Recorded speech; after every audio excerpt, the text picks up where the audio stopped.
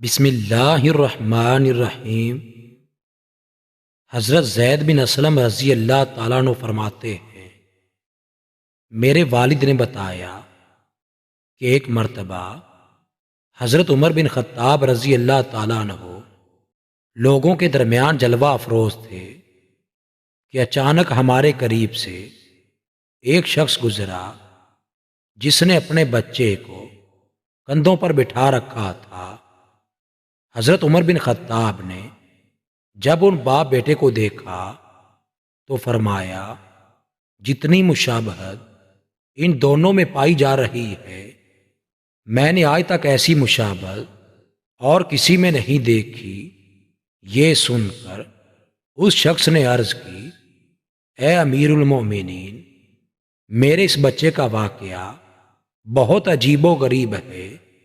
اس کی ماں کے فوت ہونے کے بعد اس کی ولادت ہوئی۔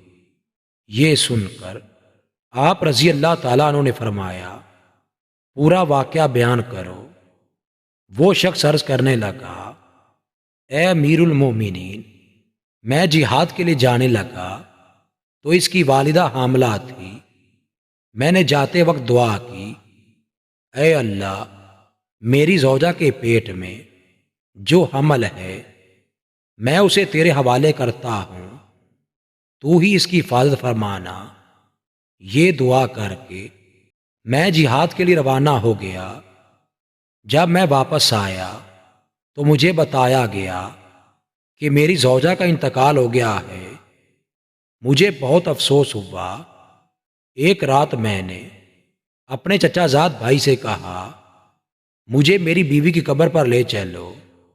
چنانچہ ہم جنت البقیع میں پہنچے اور اس نے میری بیوی کی قبر کی نشاندہی کی۔ جب ہم وہاں پہنچے تو دیکھا کہ قبر سے روشنی کی کرنیں باہر آ رہی ہیں۔ میں نے اپنے چچا زاد بھائی سے کہا، یہ روشنی کیسی ہے؟ اس نے جواب دیا، اس قبر سے ہر رات اسی طرح روشنی ظاہر ہوتی ہے، نہ جانے اس میں کیا راز ہے۔ جب میں نے یہ سنا تو ارادہ کیا کہ میں ضرور اس قبر کو کھود کر دیکھوں گا۔ چنانچہ میں نے پھاوڑا منگوایا اور ابھی قبر کھودنے کا ارادہ ہی کیا تھا کہ قبر خود بخود کھل گئی۔ جب میں نے اس میں جھانکا تو اللہ عز و جل کی قدرت کا کرشمہ نظر آیا کہ یہ میرا بچہ اپنی ماں کی گود میں بیٹھا کھیل رہا تھا۔ جب میں قبر میں اترا تو کسی ندا دینے والے نے ندا دی، تو نے جو امانت اللہ کے پاس رکھی تھی وہ تجھے واپس کی جاتی ہے۔